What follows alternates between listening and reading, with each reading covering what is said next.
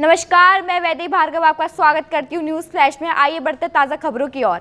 बीकानेर में national union of journalist India को 2 दिवसीय राष्ट्रीय बैठक का आयोजन हुआ, जिसमें देश भर से 150 से अधिक पत्रकार शामिल हुए। कार्यक्रम में पत्रकारिता को सत्य, तथ्य और भारतीय मूल्यों पर आधारित रखने पर बल दिया गया। सम्मेलन में NUJ-I के राष्ट्रीय अध्यक्ष सुरेश शर्मा ने कहा कि पत्रकारों को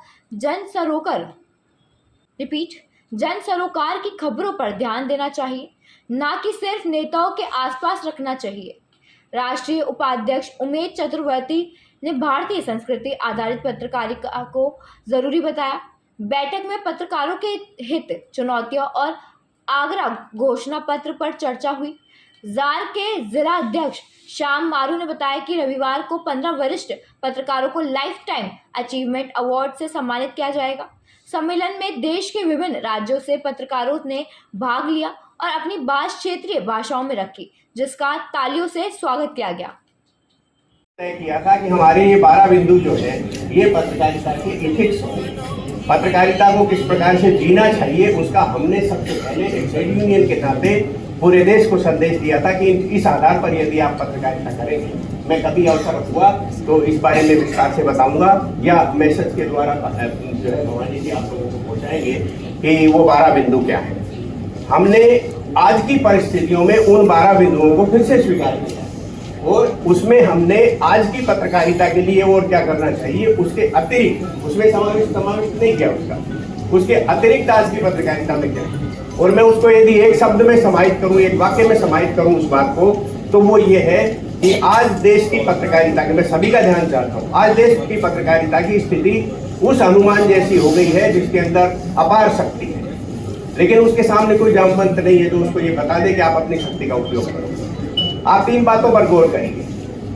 राजनीति आज की तारीख में सारी संस्थाओं से, चारों संस्थाओं से ऊपर चली गई। इसलिए चली गई क्योंकि मीडिया कमजोर हो गया। आप ये व्यवस्था को देखिए। आप विधानसभाओं के बजट सत्र, जो विधानसभाओं के सत्र और पार्लियामेंट तो ठीक है, थोड़ा सा समय उनका तय है इसलिए वो बोलती है, उनके सत्र कम होने से, समय कम होने से ब्यूरोक्रेसी जो है वो जवाबदारी से दूर हो गई है, क्योंकि कोई माननीय विधायक सवाल नहीं लगा सकता कि ब्यूरोक्रेसी को जवाब क्या देना है। इसलिए ब्यूरोक्रेसी बेलगाम होती है, उसका नियंत्रण केवल मीडिया के हाथ में है। आप जागेंगे तो ब्यूरोक्रेसी पर पॉलिटिशियंस का भी पकड़ तेज होगी। ये दूसरी बात। राजस्थान, बिहार, महाराष्ट्र ऐसे राज्य हैं, उत्तर प्रदेश भी, जहां मध्य प्रदेश, जहां पत्रकारों को पेंशन मिलनी शुरू हो चुकी है। निश्चित तौर पर बहुत ज्यादा पत्रकार अभी कवर नहीं है, लेकिन उसमें हमारी ही यूनियन का सबसे बड़ा योगदान है। और आप जानते हैं यहाँ भारतीय जनता पार्टी की सरकार और देश में तो 2014 से सरकार है। 2019-20 में जब कोरोना की महामारी आई तो प्रधानमंत्री ने सहयोग करने के लिए सूचना और प्रसारण मंत्रालय ने एक पत्रकारों की समिति बनाई और हर शनिवार को उस समिति की बैठक होती थी और उसमें इंफॉर्मेशन को लेकर के वो कमेटी सुझाव देती थी, वो सरकार इंप्लीमेंट करती थी। तो उसके सदस्य थे हमारे ही साथी। तो उन्होंने एक बार मुझसे पूछा कि हम तो अब सुझाव दे के थक गए, कोई नया सुझाव दीजिए ताकि कल की मीटिंग में हम रखें। तो मैंने उनसे कहा कि सबसे बड़ी चिंता ये है कि पत्रकारों को, बहुत सारे पत्रकारों की नौकरियां जा चुकी हैं और उनके सामने आर्थिक संकट आ गया है, बहुत मर भी गए और सरकारें उस तरह से उनको ध्यान में नहीं दे रही हैं जैसे कि अपने कर्मचारियों को दे रही हैं।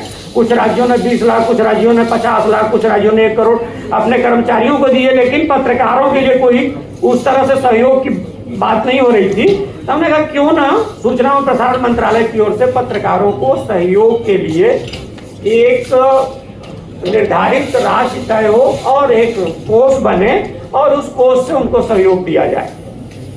वो आइडिया उन्होंने रखा शनिवार के दिन और रात को, उस समय सूचना और प्रसारण सचिव होते थे अपने अमित खरे साहब, रात को ही उनको फोन आया हमारे साथी को कि प्रधानमंत्री को ये आइडिया जमा है और वो मोडेलिटी के लिए तुरंत मांगे हैं सुझाव कि उसकी मोडेलिटी क्या होगी, इसको इम्प्लीमेंट कैसे करेंगे।